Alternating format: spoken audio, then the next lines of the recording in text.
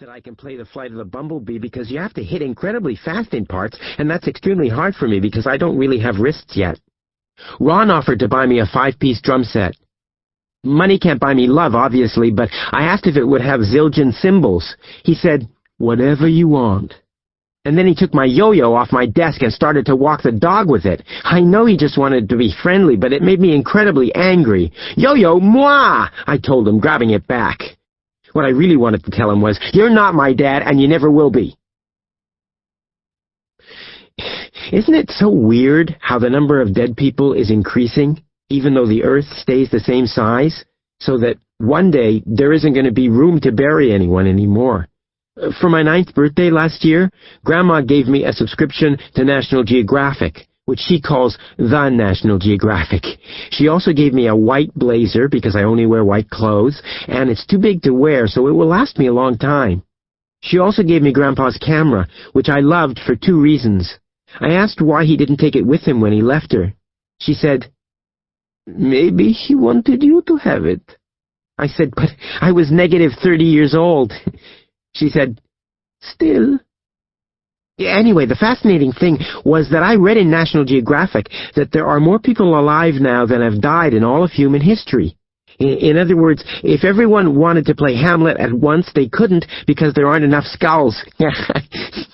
So, what about skyscrapers for dead people that were built down? They could be underneath the skyscrapers for living people that are built up.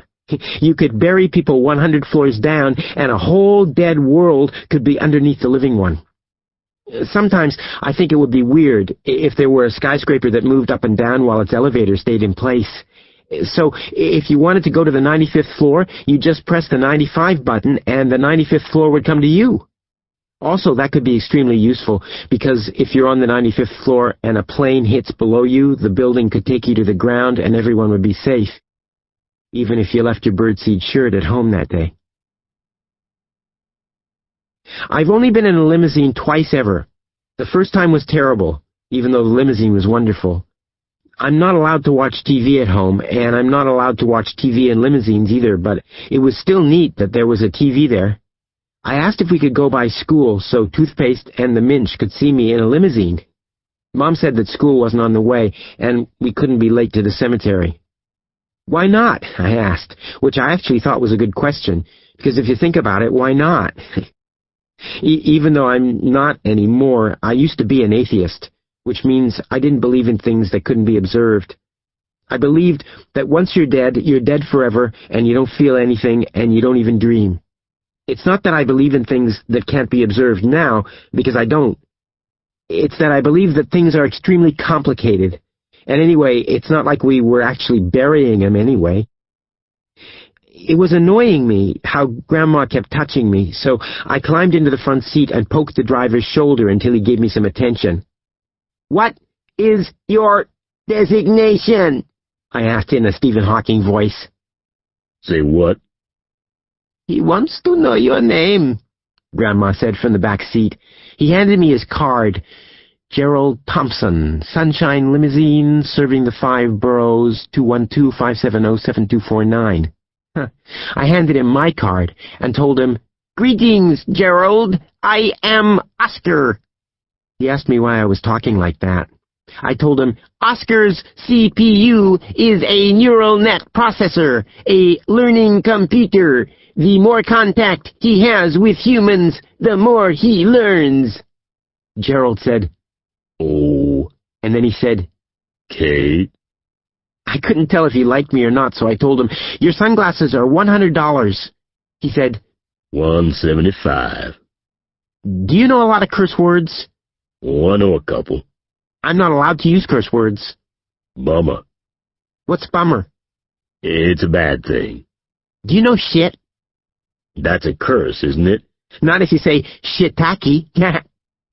Gerald shook his head and cracked up a little, but not in the bad way, which is at me. And then I thought of something, so I said it. Actually, if limousines were extremely long, they wouldn't need drivers. You could just get in the back seat, walk through the limousine, and then get out of the front seat, which would be where you wanted to go. So in this situation, the front seat would be at the cemetery. And I would be watching the game right now.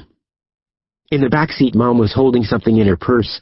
I could tell that she was squeezing it because I could see her arm muscles. Grandma was knitting white mittens, so I knew they were for me.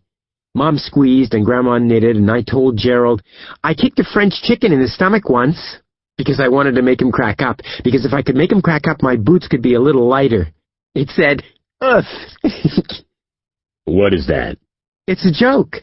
Do you want to hear another, or have you already had an Get it? I crawled back because it's dangerous to drive and talk at the same time. Grandma started touching me again, which was annoying, even though I didn't want it to be. Mom said, Honey, did you give a copy of our apartment key to the mailman? I said, the mail person is a mail woman. She nodded, but not exactly at me, and she asked if I'd given the mail woman a key. I nodded yes, because I never used to lie to her before everything happened. Why did you do that? She asked. So I told her, Stan. Who? And I said, Stan, the doorman. Sometimes he runs around the corner for coffee, and I want to be sure all my packages get to me, so I thought, if Alicia... Who? The mail woman. If she had a key, she could leave things inside our door. But you can't give a key to a stranger. Fortunately, Alicia isn't a stranger. We have lots of valuable things in our apartment. Sometimes people who seem good end up being not as good as you might have hoped, you know? What if she had stolen your things? But she wouldn't. Well, did she give you a key to her apartment? Well, she was obviously mad at me, but I didn't know why. I hadn't done anything wrong. Or if I had, I didn't know what it was, and I definitely didn't mean to do it. I moved over to Grandma's side of the limousine and told Mom, why would I need a key to her apartment? She could tell that I was zipping up the sleeping bag of myself, and I could tell that she didn't really love me. I knew the truth, which was that if she could have chosen, it would have been my funeral we were driving to. Maybe you could check with me next time, okay? Don't be mad at me, I said. I'm not mad at you, she said. Not even a little? No. Do you still love me? It didn't seem like the perfect time to mention that I had already made copies of the key for the deliverer from Pizza Hut and the UPS person, and also the nice guys from Greenpeace, so they could leave me articles on manatees and other animals that are going extinct when Stan is getting coffee. I've never loved you more. Anyway, I'm not allowed to watch TV, although I am allowed to rent documentaries that are approved for me, and I can read anything I want. My favorite book is A Brief History of Time, even though I haven't actually finished it because the math is incredibly hard. One of my favorite parts is the beginning of the first chapter, where Stephen Hawking tells about a famous scientist who was giving a lecture about how the Earth orbits the Sun, and the Sun orbits the solar system and whatever. Then a woman in the back of the room raised her hand and said, What you have told us is rubbish. The world is really a flat plate supported on the back of a giant tortoise. So the scientist asked her what the tortoise was standing on, and she said, But it's turtles all the way down. I love that story because it shows how ignorant people can be. And also because I love tortoises. A few weeks after the worst day, I started writing lots of letters. It was one of the only things that made my boots lighter. One weird thing is that instead of using normal stamps, I used stamps from my collection, including valuable ones, which sometimes made me wonder if what I was really doing was trying to get rid of things.